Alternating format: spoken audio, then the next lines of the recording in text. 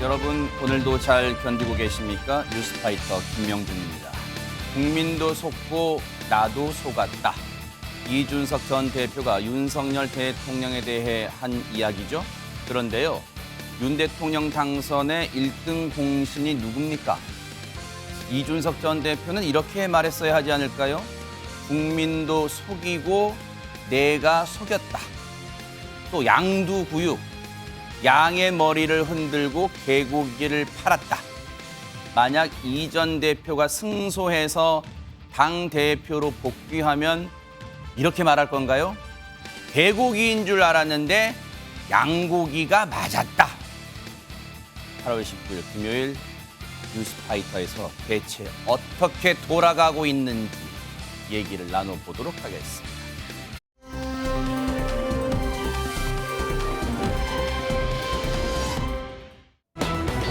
자, 지금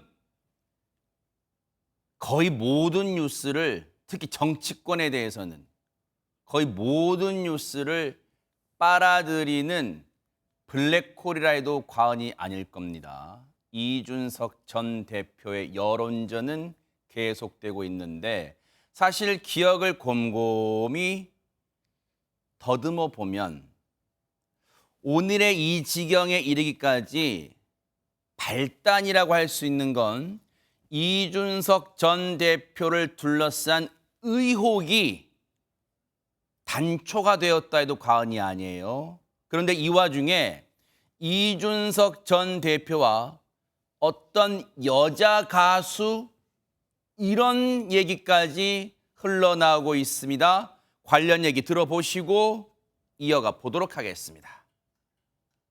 오늘은 2014년에 후반기에 있었던 김성진의 이준석에 대한 접대에 대해서 얘기가 있을 겁니다. 하나만 말씀드리면 여가수를 이준석이가 소개를 시켜달라고 말했고 그래서 김성진이가 소개를 시켜준 적이 있습니다. 그리고 송파구에서 고급 레스토랑에서 100만 원 정도의 접대를 했다라고 합니다.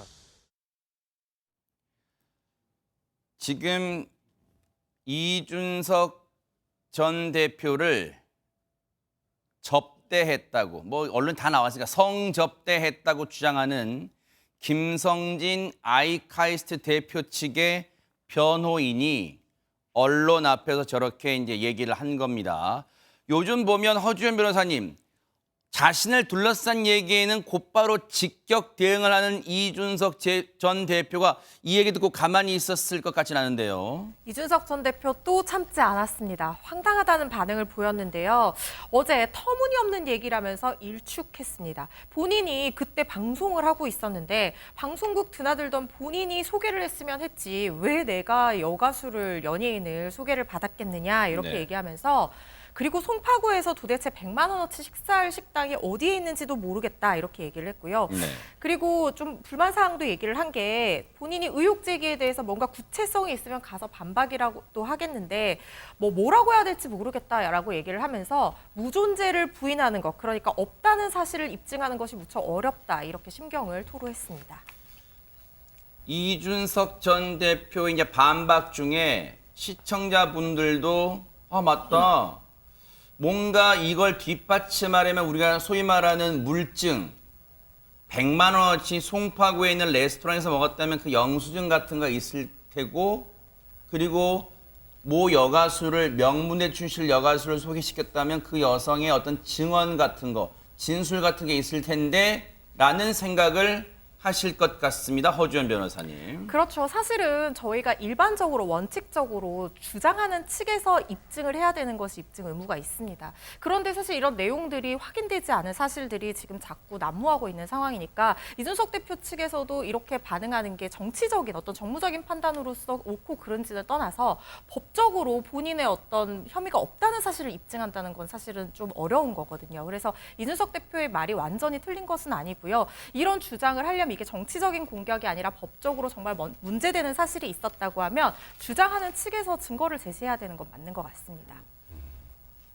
모르긴 몰라도 당연히 이 내용은 앞으로의 경찰 수사 과정에서 진위가 밝혀질 거라고 봐야겠습니다. 지금은 어느 쪽이 맞다고 단언할 수는 없는 상황이니까요. 그런데 지금 앞서 말씀드린 것처럼 이준석 전 대표 거의가 매일매일 하루도 거르지 않고 언론 인터뷰를 해 나가고 있는데 어제 모 공중파 이제 종합뉴스에 나왔어요. 그러면서 앞서 했던 것도 그 종합뉴스 나와서 했던 얘기고 자신의 둘러싼 의혹. 그러면서 윤석열 대통령에 대해서 뭔가 또 얘기를 한 게 있다면서요. 그 내용이 뭘까요? 하재근 평론가님. 예, 그 대통령에 대해서 이야기를 했는데 네. 무슨 내용을 이야기했냐면 국민들이 대통령에 대해서 가지고 있는 이미지가 중후한 분, 그리고 추미애 전 장관이 아무리 때려도 참고 버티면서 옳은 길을 가는 사람이라는 이미지가 있었는데 네. 이번에 내부 총질 문자가 노출된 이후에 국민들이 대통령을 약간 겉과 속이 다른 모습으로 인식하게 됐다. 이렇게 이야기를 한 거예요. 네. 근데 겉과 속이 다르다, 이중적이다, 이 말이 굉장히 안 좋은 말이거든요. 원래 어떤 사람이 나쁘다라고 하는 것보다 겉과 속이 다르다고 하는 게 더 이제 안 좋게 들려질 수가 있는 것인데 네. 대통령한테 이렇게까지 이야기를 하는 것은 이준석 전 대표가 다리를 건넌 다음에 불태운 거 아니냐, 이제 그런 말까지 나오고 있는 겁니다. 그러니까 이제 시청자분들 입장에서는 그러니까 국민의힘을 지지하든 지지하지 않으시든 간에 야 그래도 불과 얼마 전까지만 해도 이 정부를 탄생시킨 집권 여당의 대표였던 사람인데 대통령 지금 현직 대통령 출범 100일밖에 안 된 대통령한테 알고 봤더니 겉과 속이 다른 사람으로 인식했다.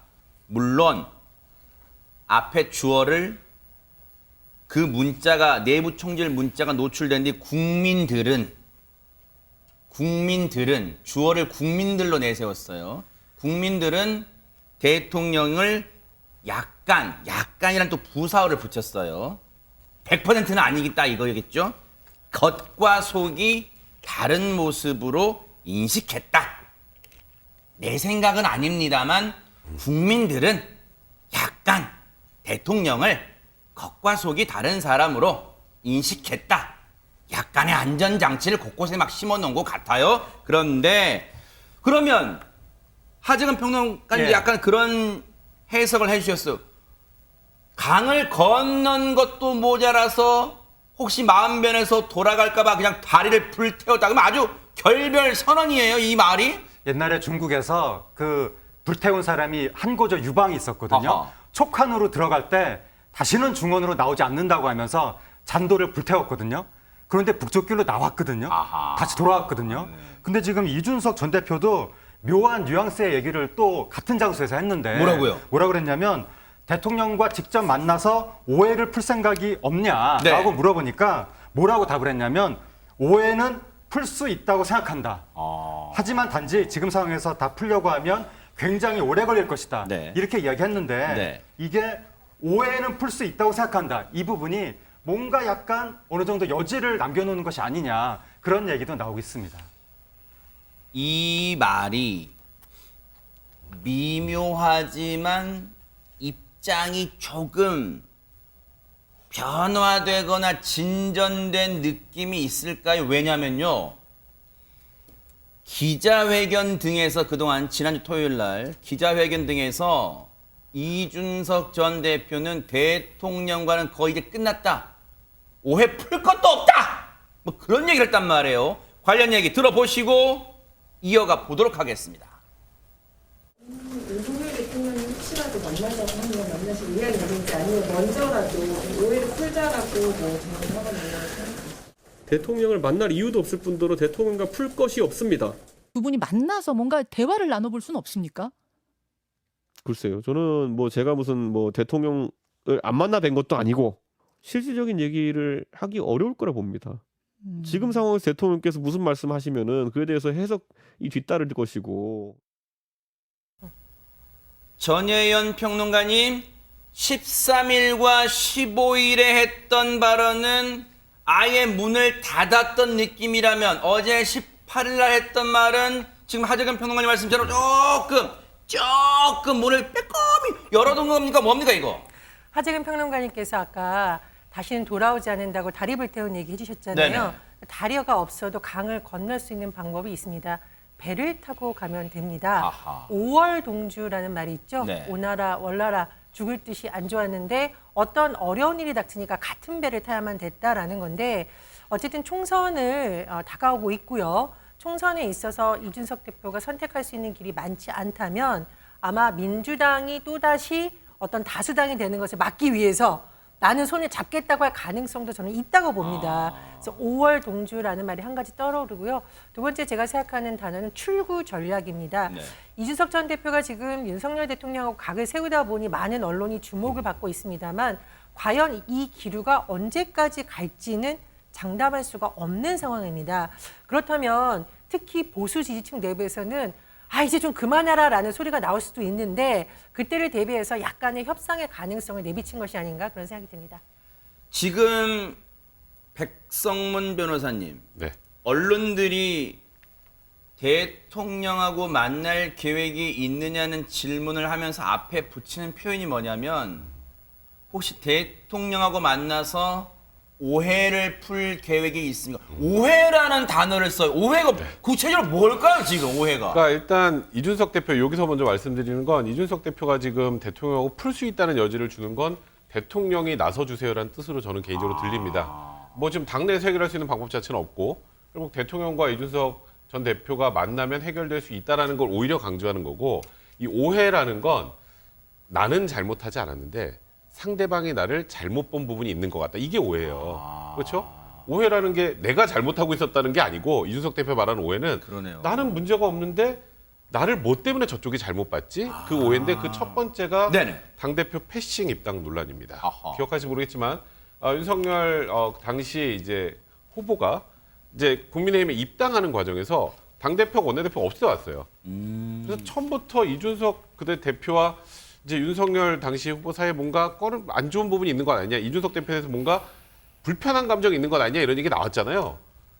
그러니까 뭔가 있으니까 그랬겠죠라는 거예요. 이준석 대표는 뭔가 거기서부터 시작인 것 같으니 그 오해를 좀 풀어야 되지 않겠느냐 이런 얘기를 한 것 같습니다. 이제 와서 제 기억이 맞다면 지난해 6월 말쯤 6월 29일인가 돼요. 입당 날이.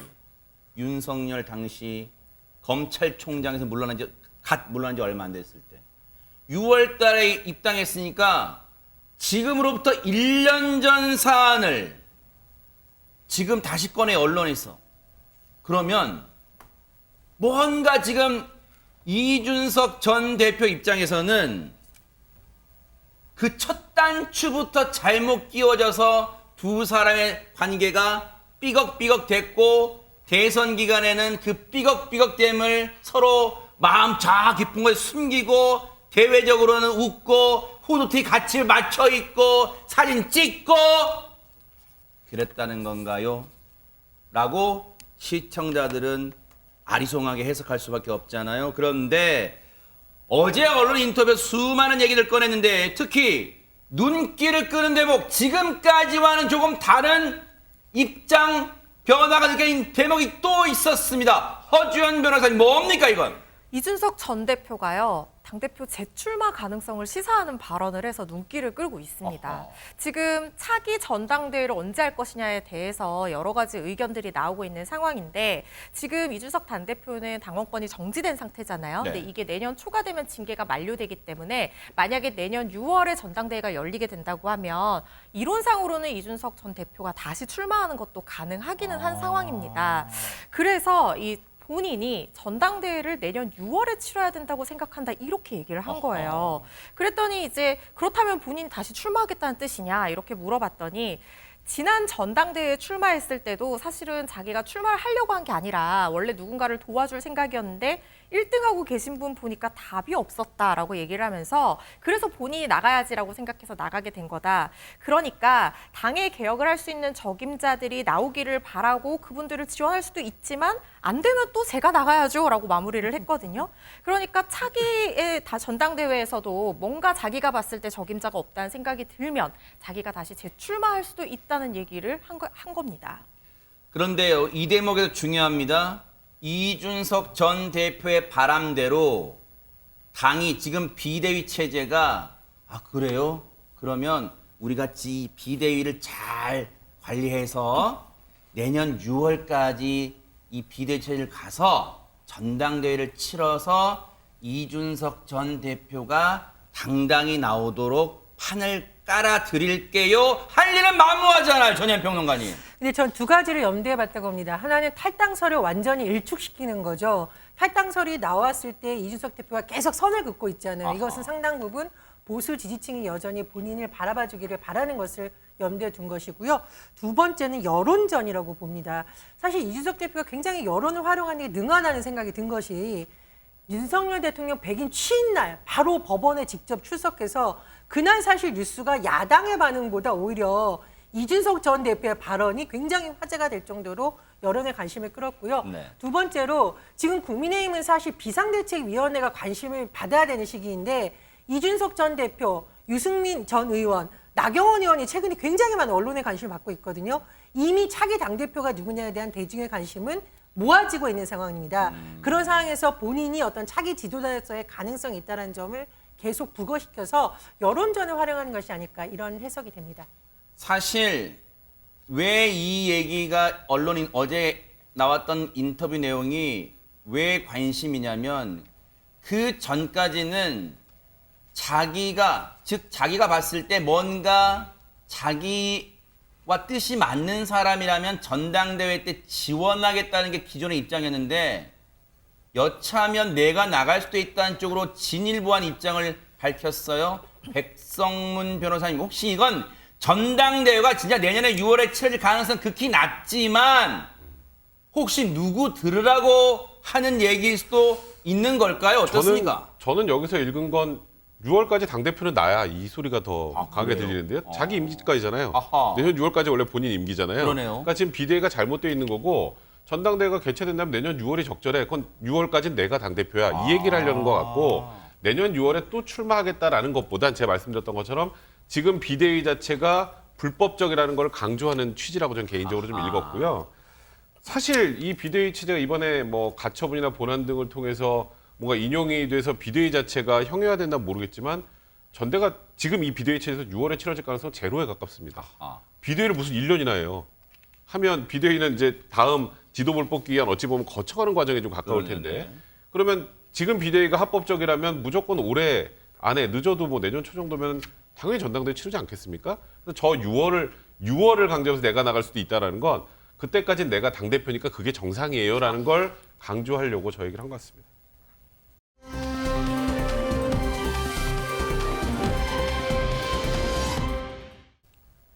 이준석 전 대표는요, SNS를 잘 하기로 정평이 나 있죠. 그런데요, 그 SNS를 활용해서 자신의 처지, 자신의 주장을 나타날 때 잘 사용하는 세 가지 도구가 있습니다. 여러분 잘 생각해 보세요. 첫째 뭘까요?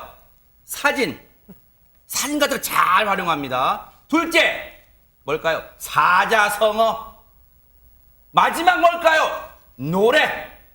적절할 때 노래 같은 걸 막 이용합니다. 이번에 SNS에 어떤 노래를 공유했다는데 한번 들어보시고 이어가 보도록 하겠습니다. I cannot start to crumble.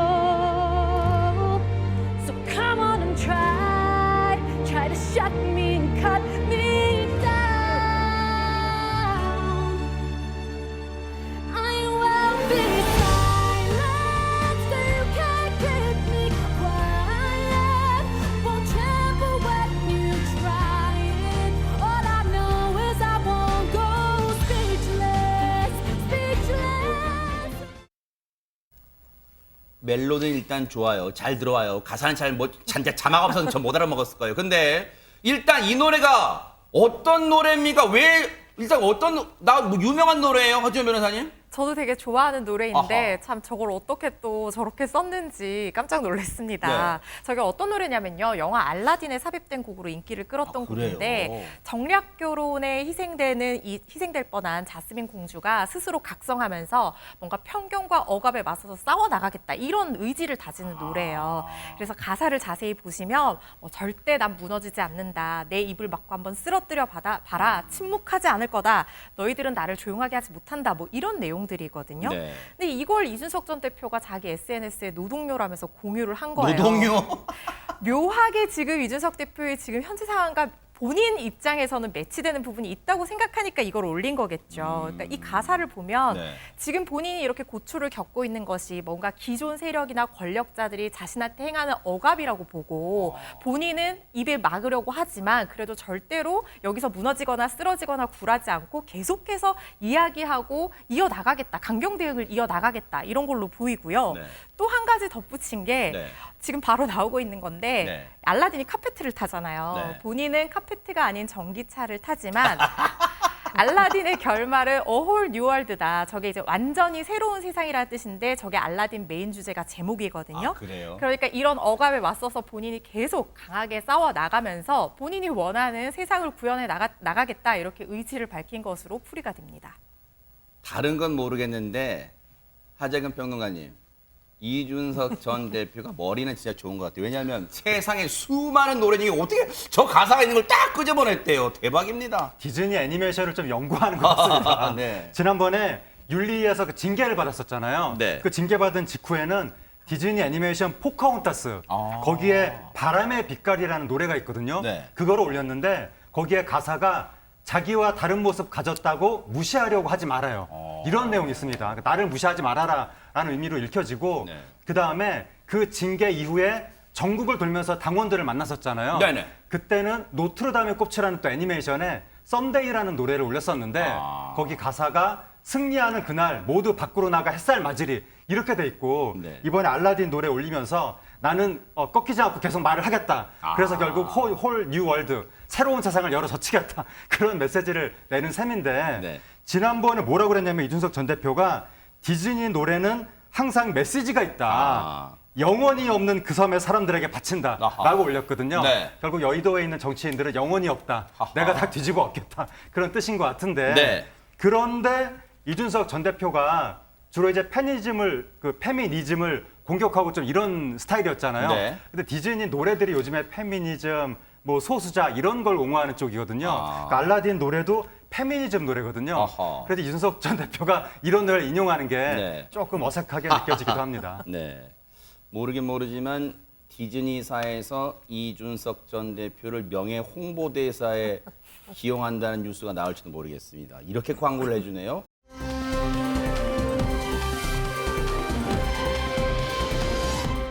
그런데 어제 이 시간에 느닷없이 이준석 전 대표를 직격한 사람이 나타났다는 얘기를 해드렸잖아요. 바로 장해찬 청년재단 이사장이었습니다.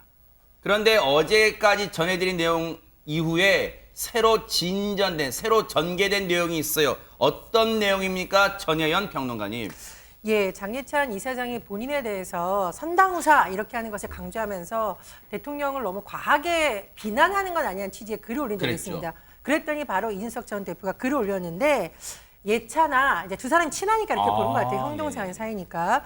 그렇게 해서 네가 더 잘 살 수 있다면 난 널 응원할게라고 글을 올렸고 다시 거기에 대해서 장해찬 이사장이 형님, 뭐 저도 그렇고 오세훈 시장이나 홍준표 시장님도 형님이 더 잘 됐으면 좋겠다는 마음으로 여러 이야기를 한다라고 했습니다. 장찬 이사장도 굉장히 오랜 고민 끝에 이런 기자회견을 하고 글을 올린다고 밝힌 바가 있는데 다만 두 사람이 이렇게 약간 설전을 벌이는 듯한 모습에 대해서 좀 재미있게 보는 분들도 있지만 비판적으로 보는 분들도 있어요. 왜냐하면 두 사람 다 한때는 굉장히 주목받는 청년 정치인이었는데 지금은 서로가 한쪽은 윤석열 대통령 편, 한쪽은 반대쪽에 서서 비난전으로 가는 거 아니냐, 좀 이런 우려도 나오고 있습니다. 이게 이제 글자로 보면 그렇잖아요. 그래 예찬아, 그렇게 해서 네가 더 잘 살 수 있다면 나는 널 응원할게. 근데 이게 이제 오디오 지원이 된다고 생각해 보세요. 그래 예찬아, 네가 그렇게 해서 더 잘 산다면 내가 네 응원할게. 약간 냉소, 비꼼, 측은지심 뭐 그런 복합적인 감정을 밑바닥에 깐 게 아닌가라는 게 제 혼자 생각이에요. 또 오해는 하지 마세요. 여러분도 각자 한번 생각해 보세요. 이 문장을. 그런데 거기에 대해서 다시 한번 장해찬 이사장은 다 형님 잘 되라고 저랑 홍준표 시장은 다 그런 겁니다. 라고 얘기를 했어요. 그런데 때마침 와 타이밍 절묘하죠. 공교롭게도 오늘 아침에 MBN의 대표적인 프로그램 아침엔 매일경제 거기에 장해찬 이사장이 나왔네요. 여기에 대해서 자기 입장을 덧붙였어요. 해명했어요. 한번 들어보시고 이어가 보도록 하겠습니다. 어제 기자회견을 하는 게 결코 뭐 내키거나 예. 썩 유쾌한 일은 아니었지만 요즘 말로 참참못이라고 하거든요. 예. 참다 못해서 나왔다라고 표현을 할 수밖에 없어요. 페이스북에 윤석열 대통령을 직접 언급하면서 비판한 그 순간부터 예. 이준석 전 대표에게 애정을 가지고 우호적으로 중재안을 만들려고 노력했던 사람들조차 예. 더 이상은 함께하기 어려워졌다라고 평가를 내릴 수밖에 없습니다. 지금 윤석열 대통령의 발언을 비난할 뿐만 아니라 그 발언을 그대로 차용해서 또는 박근혜 전 대통령의 과거 발언까지 인용해서 비난 수준으로 넘어가는 것은 예. 어렵게 만든 이 정부에 대한 애정이 느껴지지 않는 행위이기 때문에 예. 청년층에서는 저라도 나서서 비판을 하고 제동을 걸 수밖에 없었던 것이고요. 요즘 그런 표현을 쓰나 보네요. 참못 하나 배웠습니다. 참다 못해 나왔다. 참못. 그런데 지금 상황이 이 지경까지 벌어지는데 일각에서 그런 말이 나와요. 백성문 변호사님. 장해찬 청년재단 이사장이 누굽니까? 대선 때 아마 기억나실 거예요. 처음으로 방송에 나와서 정치권 날카롭게 비평하다 어느 순간 뉴스파이터에서 나오고 있다가 어느 순간 죄송합니다. 제가 윤석열 후보 측에 몸담게 됐습니다. 하면서 빠이빠이를 외쳤던 장해찬 이사장이에요. 그러면 누가 봐도 윤석열 대통령 측의 입장을 대변한다고 볼 수 있죠. 그런데 지금 보세요. 이준석 전 대표 측에서도 지금 많은 청년 정치인들이 대리전을 지금 펴고 있습니다. 윤석열 대통령 대리인데 이준석 전 대표 대리인 대리전 양상입니까? 실제로 여기 이준석 전 대표하고 장해찬 이사장하고 친해요. 아하. 네, 근데 이번에 이제 이것 때문에 어떻게 될지 잘 모르겠는데, 근데 지금 이게 뭐 친윤친이 대리전으로 번진다기보다 이게 한 기점이 있어요. 그러니까 이준석 전 대표가 지금까지 소위 윤핵관에 대해서 비판을 해오다가 권성동 원내대표와 윤석열 대통령 사이의 그 문자 네. 체리 따봉이 딱 공개되고 나서 그 다음부터는 윤석열 대통령을 공격하는 형태로 지금 변경이 됐죠. 네. 이준석 대표의 태도가. 네. 그전까지 대통령은 잘못이 없지만 이쪽이 문제다 하면서 소위 말하는 윤핵관을 공격했다면 대통령을 딱 공격한 순간부터 그러니까 소위 그러니까 이준석 전 대표를 옹호하고 지지하는 쪽에 있는 분들도 일부 이탈이 됐습니다. 그러니까 장해찬 이사장 같은 경우 기억할지 모르겠지만 얼마 전에 이준석 전 대표 윤리에서 징계 나올 때 굉장히 이 윤리에 대한 비판을 강하게 했었어요. 그러니까 그때는 그러니까 쉽게 말해서 이준석 전 대표 편이었다 지금 바뀌었나가 아니라 장해찬 이사장 입장에서는 대통령을 공격하는 순간 이건 이제 이준석 전 대표가 이거는 그냥 가치만 가져온 소리밖에 안 되네 하면서 이제 비판적 시각으로 돌아선 것 같거든요. 그렇게 돌아선 측이 양쪽이 갈리면 이게 친윤친이 대리전이라기보다 이준석 대표의 그 윤석열 대통령에 대한 공격을 시작한 기점으로 소위 말하는 이준석 전 대표를 지지하는 측이 일부 지지를 철회하는 쪽이다. 이거는 이준석 전 대표에게 좀 좋은 상황은 아닌 것 같습니다. 그런데 약간의 데자뷰처럼 느껴지는 게요. 기시감처럼 느껴지는 게 이준석 전 대표는 윤석열 대통령한테 직격한 것도 모자라서 이른바 윤핵관들에게 정말 무차별 지금 그 다음 표현은 격한 표현이니까 안 할게요. 무차별적으로 공격을 하고 있잖아요. 그런데 그 모양새와 흡사하게 장해찬 이사장이 이준석 전 대표를 공격하는 것도 모자라서 친 이준석계라고 꼽히는 청년 정치인들 향해서 지금 무차별 공세에 나섰다면서요. 허주연 변호사님. 네, 이준석 전 대표와 장해찬 이사장이 지금 계속해서 설전을 벌이고 있는 상황인데요. 요즘에는 뭐 정치를 하려면 카피라이팅 능력이 좀 좋아야 되는지 별 기기묘묘한 말들을 다 만들어냅니다. 발단은 어제 네. 이준석 전 대표가 이제 SBS와 인터뷰에서 자기가 이제 보니까 정당이 청년 문제를 다룬다고 해놓고 오후 2시에 간담회를 열었다는 거예요. 청년들을 대상으로. 그런데 사실 오후 오후 2시에는 일반적으로 열심히 사는 청년들은 뭐 학교에 있거나 직장에 있거나 이런 시간이잖아요. 그래서 여유와 시간이 있는 그런 청년들을 모아서 간담회를 하는 게 보편적인 청년 얘기를 논의하는 자리가 될 수 없어서 자기는 그 관행을 탈피하려 했다 이런 얘기를 했거든요. 네. 장해찬 이사장이 요걸 또 놓치지 않았습니다. 멀리 갈 거 없다. 이른바 여의도 2시 청년 본인 주변에서 찾아라 이렇게 얘기를 한 거예요. 그러니까 여의도 2시 청년이라는 말이 뭐 라디오 프로그램 이름 같아요. 여의도 2시 청년 뭐 그런 그러게요. 같아요. 정말 이 귀를 딱 잡아채는 그런 표현인 것 같은데 네. 이게 그 속뜻은 사회생활 경험 없이 정치권을 어슬렁거리는 이 청년들을 비하하는 말인데 이 장해찬 이사장이 이 말을 누구한테 했냐면요. 이준석 대표 측 이제 측근인 김용태 전 최고위원과 또 이른바 이준석 퀴즈라고 불리는 대변인 선발 토론 대회에서 그 선발된 대변인들, 청년 정치인들을 향해서 네. 너희들이 여의도 2시 청년이다 이렇게 얘기를 한 거예요. 특히 이 대변인들 같은 경우에는 나이가 좀 어리다 보니까 학생도 있고 그랬잖아요. 네. 그래서 뭔가 본인들이 정치나 방송 활동 말고는 돈을 벌어서 세금 한 푼 내본 적이 없는 사람들이다 이렇게 얘기를 했고요. 네. 김 전 최고위원을 향해서는 2년 만에 20억대 재산 신고를 해서 돈 없이 정치만 하면 되는 그런 사람이다. 이렇게 실명까지 거론하면서 강한 어조로 얘기를 했습니다. 김용태 전 최고위원 당연히 가만히 있지 않았습니다. 반박했는데요. 본인이 2020년 총선에 출마할 때는 부모님이 평생 동안 벌어서 모은 재산으로 아파트가 한 채 소유를 하고 계셨는데 그 재산까지 포함해서 자진 신고한 거고 정치인이라고 하면 그런 것조차도 투명하게 공개하고 싶었을 뿐이다. 이렇게 얘기를 했습니다. 새로운 용어도 많이 나와요. 여의도 2시 청년. 이거 라디오 프로그램 나올 것 같기도 해요. 근데 이제 그런 얘기를 했어요. 여의도 2시 청년이 뭔가 이제 궁금하시잖아요. 새로운 용어들이 막 나오니까. 이건 여의도 2시 청년은 장해찬 이사장의 주장이에요. 사회생활 경험 없이 정치권 어슬렁거리는 청년을 비하하는 말이다. 그러면서 김용태 전 최고위원하고 이준석계 청년 정치인들을 여의도 2시 청년에 빗댄 거예요. 그러면서 앞서 허주연 변호사님 말씀해 주셨죠. 세금 한 푼 내본 적 없다. 부모 잘 만나서. 김용태 전 최고위원 2020년 2년 전 총선 출마할 때 재산 얼마나 신고했냐? 부모님 재산 포함해서 20억대 재산 신고하지 않았냐? 돈 걱정 없이 정치만 하면 되는 그런 청년 최고위원이었다.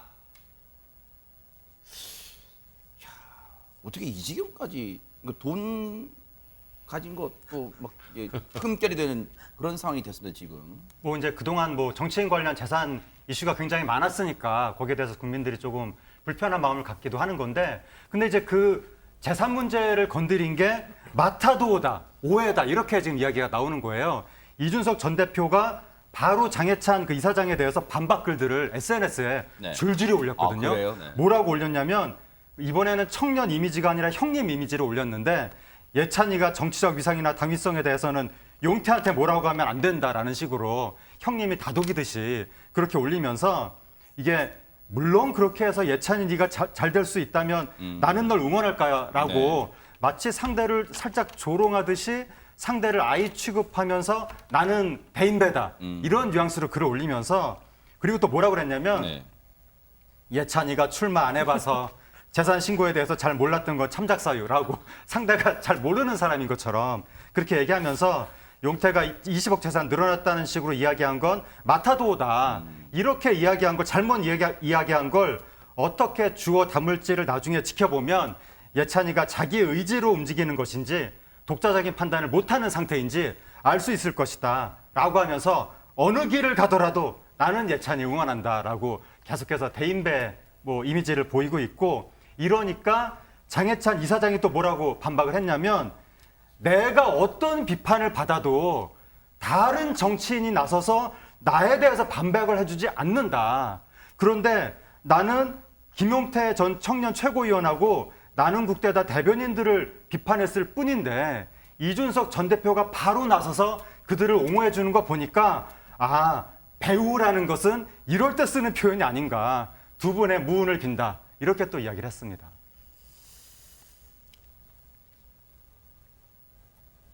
이게 이제 아까도 말씀드렸잖아요. 이준석 전 대표 SNS 내용입니다. 예찬이가 출마 안 해봐서 재산 신고에 대해서 잘 몰랐던 건 참작 사유. 이것도 오디오 서비스 지원되면 그거잖아요. 아, 네가 아유 총선 출마 안 해봤구나. 선거 출마를 안 해봐서 이 시스템 모르는 거구나.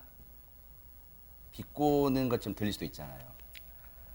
그렇죠? 네, 그렇게 들릴 수도 있을 거예요. 장해찬 이사장 속마음은 모르겠지만 이준석 전 대표 속마음도 모르고 받아들인 장해찬 이사장의 속마음도 모르겠습니다만 어쨌든 전현희 평론가님 지금 이렇게까지 설전이 번지다 보니까 이게 서로를 치켜 세우는 듯한 표현, 우리 국어의 표현은 치켜 세우는 것처럼 하지만 행간의 의미 또는 오디오 서비스가 막 지원된다면 진짜 가히 듣는 사람이 기분이 좋지는 않을 듯한 표현들이 난무하고 있습니다. 그러니까요. 최근 여의도 정치권에서 개고기 양고기 논란이 시끄럽더니 이제는 또 서로 응원 무운을 빈다라고 하지만 뉘앙스를 따져봤을 때는 서로 비꼬는 듯한 언어가 좀 난무하는 것으로 보입니다. 그래서 저는 이제 두 사람을 보면서 좀 안타까운 것이 뭐였냐면은 두 사람이 이 드라마에 나오는 이 사람을 떠올린다는 말이 있다고 하죠. 이상한 변호사 우영우의 권민우라는 인물이 나옵니다. 20대 남성이고 굉장히 똑똑한 변호사인데 자폐 장애를 가진 변호사 주인공인 우영우에 대해서 장애인이라고 마치 특혜를 받으려고 한다는 식으로 공격하는 인물로 나오는데 이 권민이 권력에 민감하다라는 데서 나온 이름이라고 해요. 그런데 다만 이 권민이라는 인물이 마지막 회에서는 어떤 얘기를 하냐. 난 좀 바보처럼 살기로 했어요 라고 하면서 때로는 동료의 편에 서지고 때로는 장애인인 우영우 변호사를 응원하는 듯한 모습으로 변하는 것으로 나옵니다. 어쩌면 우리가 이 두 젊은 정치인에게 기대했던 모습은 기성 정치인들과는 좀 다른 모습이 아니었을까 생각이 드는데 안타깝게도 최근에 두 사람이 이렇게 설전을 벌이는 거 보면 기성 정치인들이 서로에 대해서 공격하는 모습을 닮아가는 것이 아닌가 좀 아쉬움이 들고요. 또 하나 저는 윤석열 대통령의 리더십이 보통 이제 큰형님 리더십이라고 말이 많이 나왔는데 동생들끼리 싸움 붙이는데 방관하고 있는 형님이 아닌가 좀 이런 아쉬움이 들기도 합니다.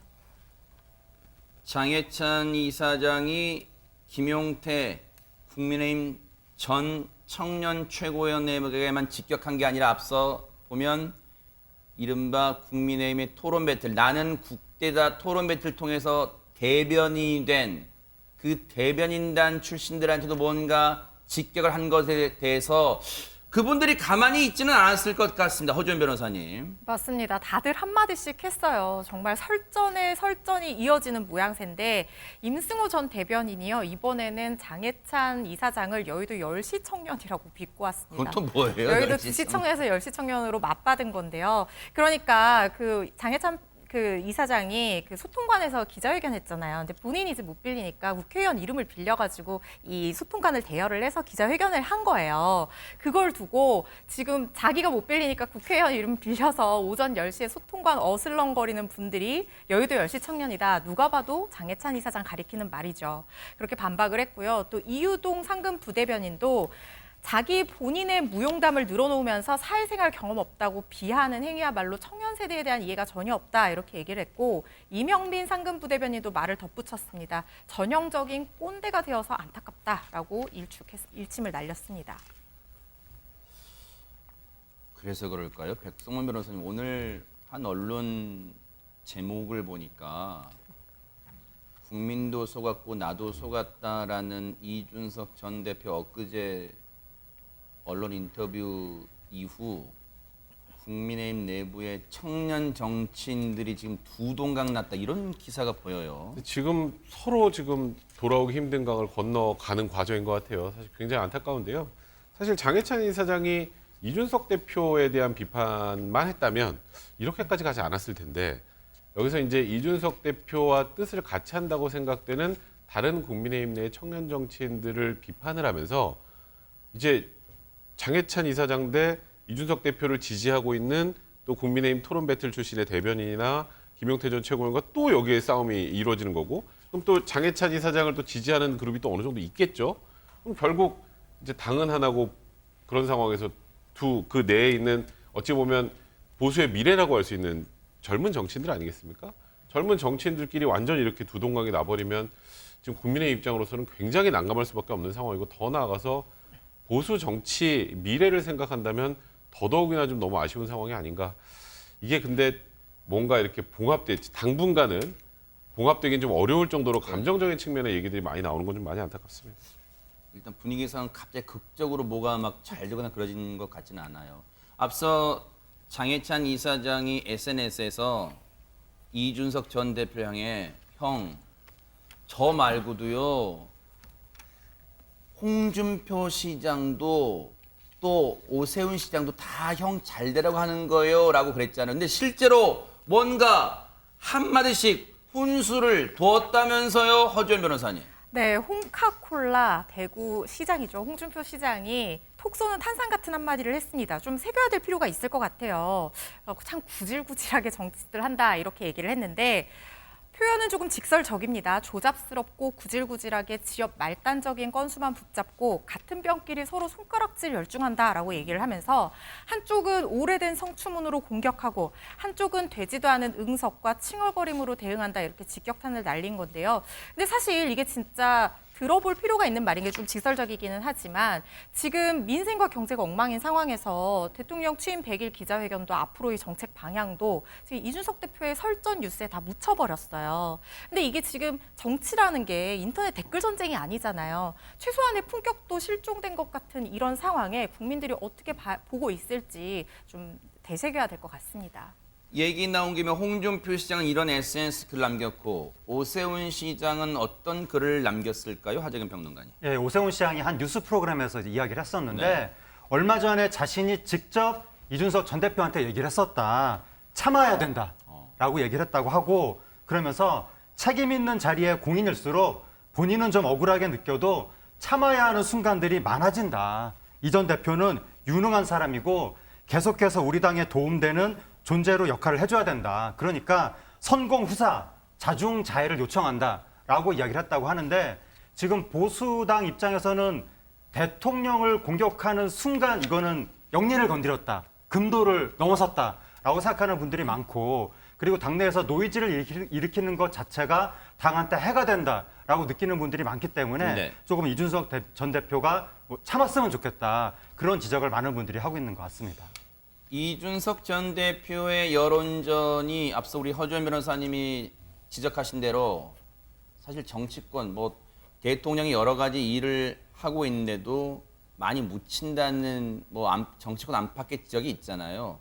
그러다 보니까 비판대를 가산 인물 중에 이 비판한 인물도 좀 눈에 띕니다. 전혜연 평론가님. 예, 무소속 양향자 의원이 최근 이준석 전 대표에 대한 비판의 목소리를 높이고 있습니다. 양향자 의원은 민주당 출신이지만 무소속으로 활동하면서 최근 또 국민의힘의 반도체 산업 경쟁력 강화 특위위원장을 맡기도 했는데 어떻게 비판을 했냐면요. 이준석 전 대표 자신이 속한 팀킬로 미디어 중심에 섰다. 팀킬이라는 것은 이제 팀워크를 해서 잘하는 것이 아니라 본인이 속한 팀을 죽이고 있다. 이런 표현을 쓴 것 같고요. 또 굉장히 좀 직격적인 표현을 썼는데 정치공학에만 밝은 꾼처럼 느껴진다라고 하면서 선당 후사는 안 돼도 선국 후사는 해야 된다. 이렇게 쓴소리를 했습니다. 근데 제가 좀 취재를 해보니까요. 네. 이런 의견도 있습니다. 물론 이준석 전 대표가 당대표 출신이니까 당을 위해서 좀 조용히 있어줘야 된다라는 의견도 있지만 일각에서는 내부 총질이라는 문자를 보낸 윤석열 대통령과 그 문자를 노출시킨 권성동 원내대표 책임도 분명히 있는데 왜 이 모든 사태의 책임이 이준석 전 대표에게만 있는 듯이 중진들이 나서느냐 그 모습도 가히 보기는 좋지 않다 이런 반론도 있는 상황입니다. 여기저기서 비판 목소리 나오는데 사실 이 비판도 아플 것 같아요. 비핵관. 쉽게 말하면 비윤핵관 인물 중에 중심 인물이라 해도 과언이 아닙니다.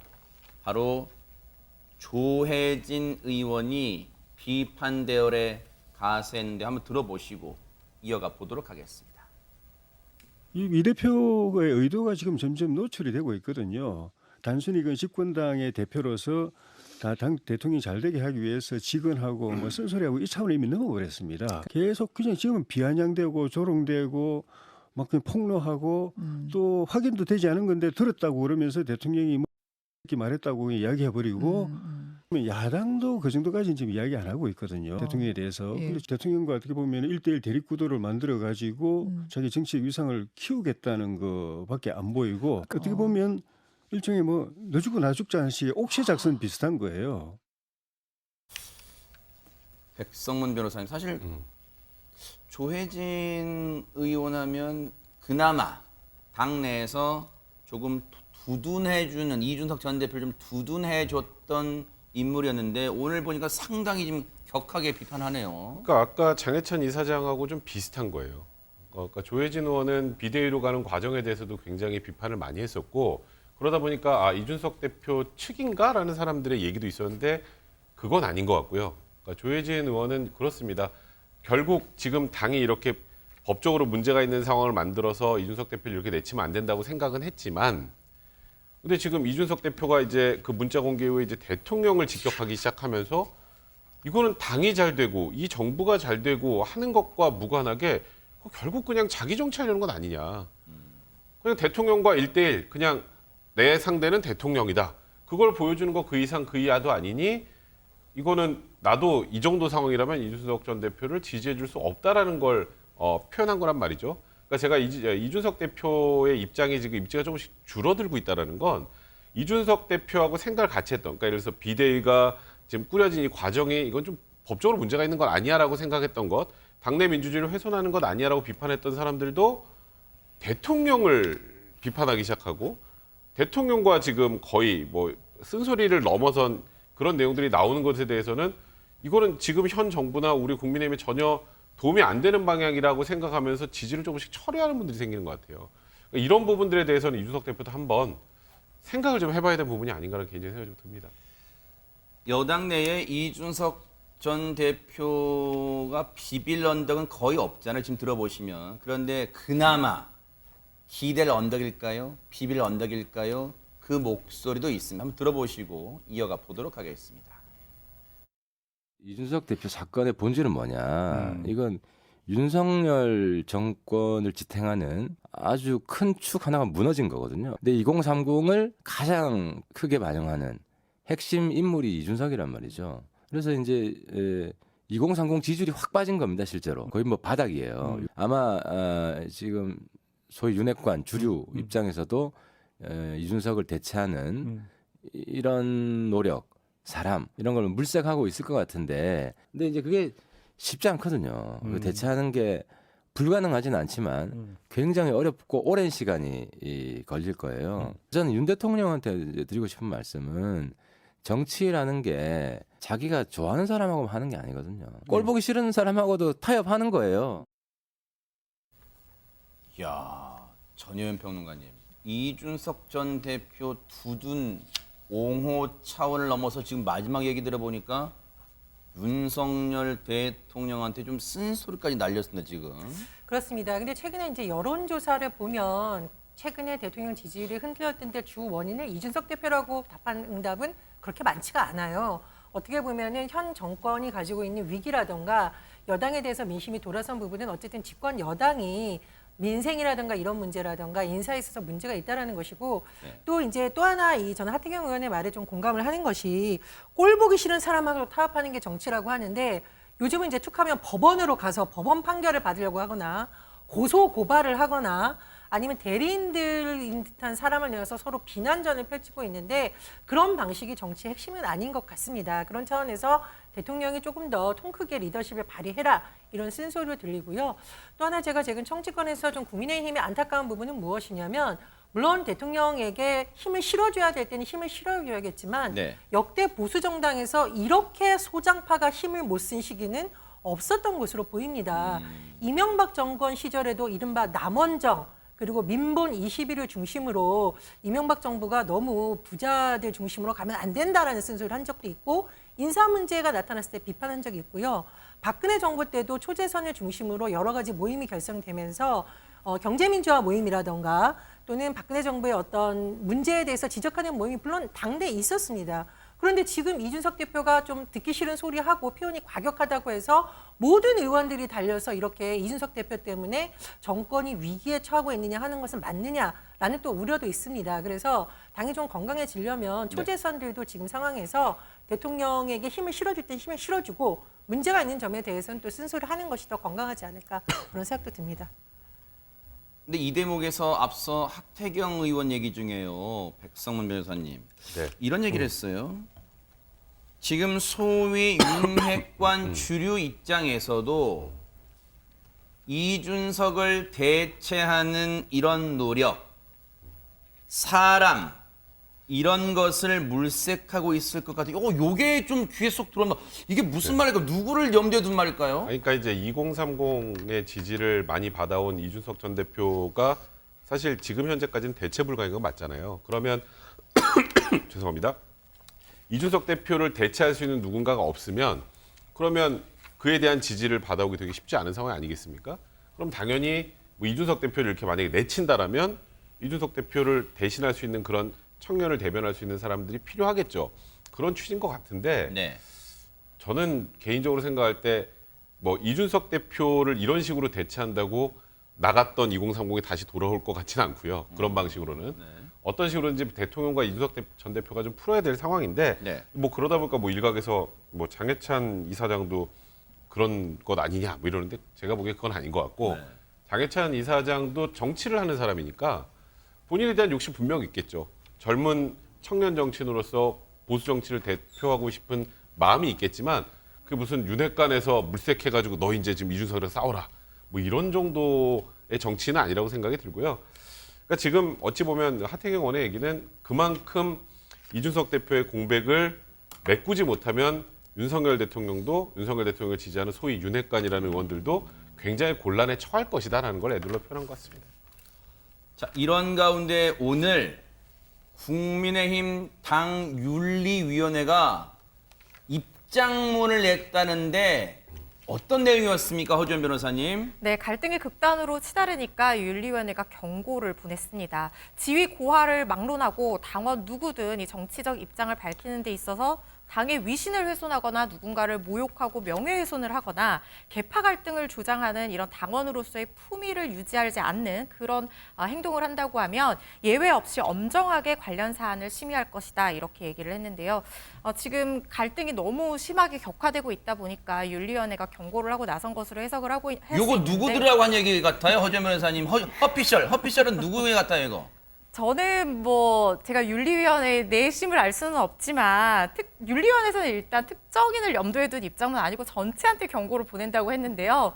사실 이거 누가 봐도 51대 49로 어느 쪽입니까? 51로 이준석 전 대표를 겨냥하는 말 같죠. 왜냐하면 지금 누가 봐도 이준석 전 대표가 방송에 출연해서 여론전 펼치고 설전하고 댓글 달고 그러고 있잖아요. 모든 사람과 같이 싸우고 있잖아요. 그래서 이 윤리위원회가 이준석 대표를 겨냥한 게 아니냐, 51로 그런 확률이 있는 것이 아니냐 이런 해석들이 나오고 있는 겁니다. 요 입장문에 대해서 이준석 전 대표가 이거 모르고 있을 리가 없잖아요. 뭐 들었을 거 아니에요. 뉴스 통해서는 모르는데 SNS는 들었을 거 아닙니까, 허주연 변호사님? 네, 답을 했는데요. 제가 좀 소개하기가 민망한데 윤리 입장에 대한 내 워딩은 푸하하하다 이렇게 또 한 번 조롱하는 듯한 의미의 댓글을 달아서 이게 지금 윤리 입장에서는 좀 난감할 것 같습니다. 아마 연합뉴스 기자가 이제 입장을 문자로 물어봤거나 전화로 이제 하니까 뭐 답을 문자 정도로 줬겠지만 푸하하하라고 답이 왔다는 거 보니까 아마 이제 문자로 주고받았나 봐요. 취재를. 윤리위 입장문에 대한 내 워딩은 푸하하하다. 푸하하 세 글자로 끝나지 않고 네 글자까지 또 친절하게 하나 더 적어줘서 푸하하하.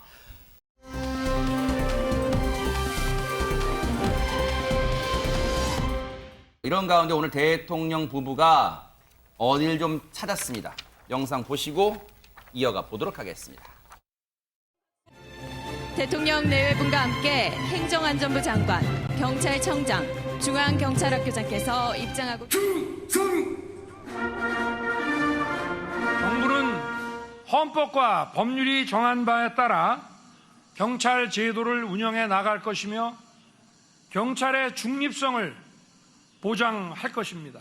범죄 현장 최일선에서 근무한 순경 출신 경찰관이 승진과 보직 배치해서 공정한 기회를 제공받을 수 있도록 하겠습니다. 저는 여러분을 믿습니다. 다시 한번 여러분의 졸업과 임용을 진심으로 축하드립니다. 감사합니다. 에서는 졸업생들과 함께 최고 주시면 되겠습니다.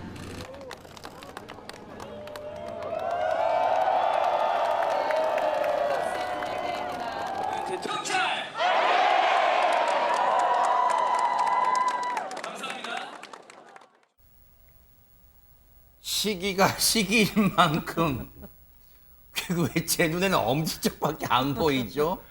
네. 근데 하지금 평감 저기 네.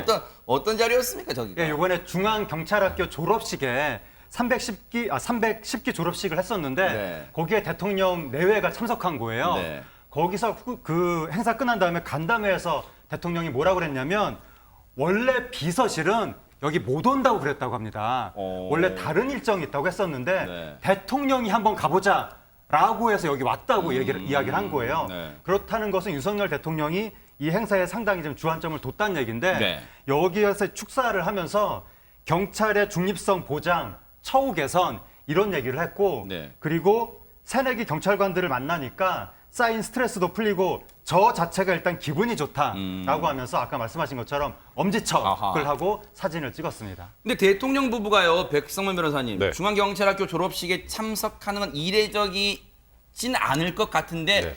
이것도 뭔가 시기적으로 조금 의미 부여를 할 수 있나요? 정치권에서 어떻습니까? 최근에 경찰국 신설과 관련해서 한바탕 난리가 났죠. 아, 그리고 경찰 내부 반발도 굉장히 심했고요. 아하. 그 당시에 이상민 장관은 특정 세력이 이런 걸 주도하는 것 같다라는 얘기를 하면서 경찰대 출신들이 너무 간부를 다 독점하고 비경찰대 출신들이 많이 소외된다. 그래서 경찰대에 대한 뭐 어느 정도의 개혁도 좀 필요하다 이런 얘기를 했단 말이죠.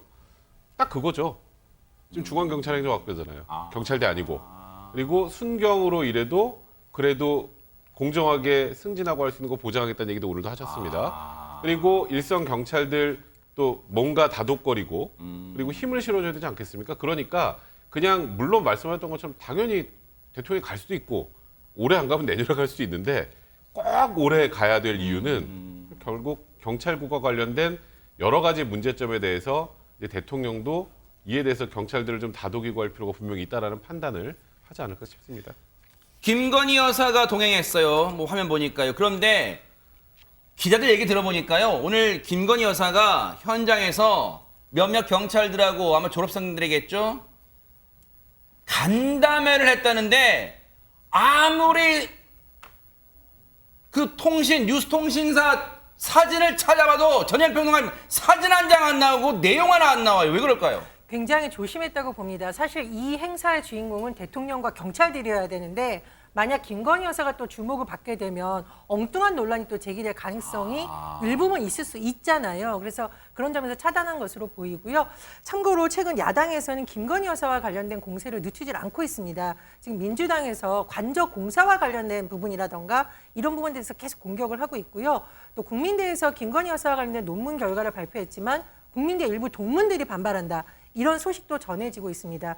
무엇보다도 오늘자 조간을 보면 대통령 취임식 때 초청된 일부 인사들이 약간 극우라는 좀 논란이 일고 있는데 그 사람들이 김건희 여사를 통해서 초청된 것이 아니냐 또 이런 비판이 일고 있기 때문에 네. 대통령과 경찰들에게 관심을 모으기 위해서 김건희 여사에 대한 차단은 좀 관심을 의도적으로 차단한 것으로 보입니다.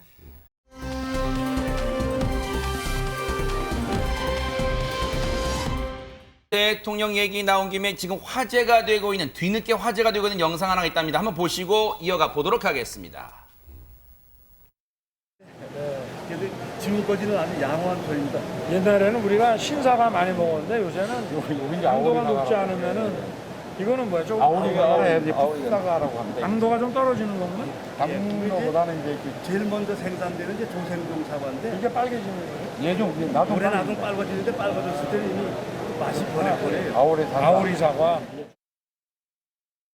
참 우리 국민들이 얼마나 참 안타깝냐면 민생 뭐 물가 확인한다고 그 농수산물 시장에 가가지고 아오리 사과를 집어들고 이게 언제쯤 빨개지느냐 이렇게 물어보는 분을 우리가 지금 대통령으로 모시고 있는 것 아니겠습니까? 듣는 사람들 얼굴이 빨개질 지경이에요. 근데 지금 이게 이 영상이 화제가 되는데 지금 저 장면 뭐가 어떤 점이 논란이 된다는 겁니까, 허준 변호사님? 그러니까 아오리 사과가 대표적인 여름 사과잖아요. 그런데 서민들은 다 아는데 대통령이 서민 경제 챙기겠다고 방문한 마트에서 아오리 사과도 모르는 모습을 보이니까 서민 경제에 너무 무관심하고 모르는 것 아니냐 이런 얘기가 나오고 있는 겁니다. 네. 여기에 더해서 윤 대통령이 그동안 보였던 뭐 취업앱이 있는데도 모르고 취업앱을 만들어야 된다 이렇게 얘기를 했다든가 반말을 하는 태도라든가 이런 것들이 연결되면서 비판의 목소리가 나오고 있는 겁니다. 근데 저 사과 어디서 많이 봤던 것 같기도 하고 뭐 그런 얘기도 있어요 지금 전현 평론가님. 예, 지난해 대선에서 떠들썩했던 전두환 정치 옹호 논란 발언 이후에 윤석열 대통령 SNS 계정에 사과하고 개가 같이 있는 것이 등장을 했었는데요. 뭐 그 반려견이 진짜로 사과를 뭐 좋아한다 이런 재밌는 차원에서 올랐는데 시점상 지금 개 사과냐 사과의 진정성이 떨어진다라는 또 논란이 일었던 적도 있습니다. 네.